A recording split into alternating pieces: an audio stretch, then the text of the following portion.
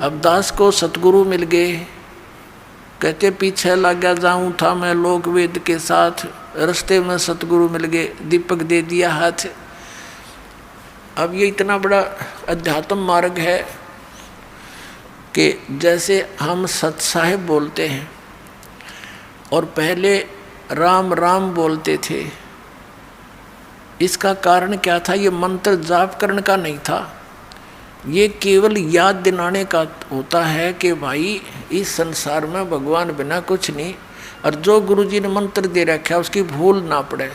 जैसे आप देखा करते, अब तो यह बात बिगड़ती जा रही है, नास्तिक होने जा रहा है पूरा मानव समाज, काल का दाव लग गया था। तो पहले हम देखते थे जैसे सुबह या कभी घूमने फ्रेश होने जाते थे, आने जाने वाले मिलते थे, एक दूसरे को राम राम राम राम चाचा, वो 3-4 बार बोला करता राम राम भाई, राम राम राम, हाँ राम राम। अब ये तो एक औपचारिकता बन गई थी, लेकिन ये स्टार्ट कहाँ से हुई थी? ये ऐसे होता है कि ये मंत्र जो गुरुजी देते हैं ये अपने मुख से दूसरे को बोलकर सुनाना नहीं होता, नहीं तो फिर उसको सुनाने से आप उसके गुरु बन गए, आपकी भक्ति नाश होनी शुरू हो जाएगी।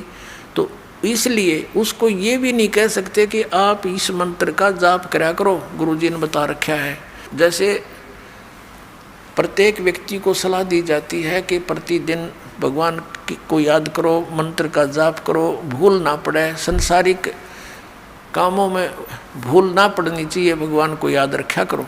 तो एक नियम बना रखा था गुरुओं ने कि अभी ये कोड वर्ड है, और रास्ते में जब कोई संसारिक विचारों में ग्रस्त व्यक्ति आ रहा हो और उसको बोल दिया जाए कि राम राम भाई, तो वो समझ जाता था कि ये क्या कहना चाहता है, कि ये न्यू कह है भगवान बजले, गुरुजी ने जो मंत्र दे रखा है उसका जाप कर, ये संसारिक उलझेड़ों में मत पड़ तू, यही भगवान का नाम ही इन संकटों से जो विचार तू कर रहा है इनसे निवारण करेगा।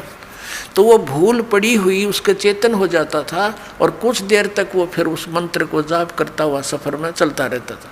फिर कोई भूल पड़ती थी, आगे दूसरा टकरा जाता, राम राम भाई, हाँ राम राम राम राम। उनका उद्देश्य तो ये होता था कि मंत्र न याद रखियो, भूल ना पड़ जाए इस मंत्र की।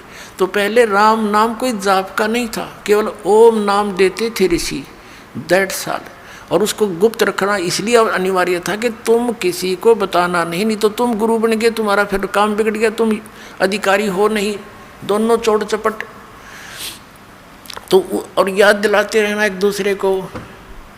इस राम शब्द जब ये बोल रहे हैं तो ये समझ लेना, ये कहना चाह रहा है कि भगवान का वो मंत्र गुरु जी का याद कर।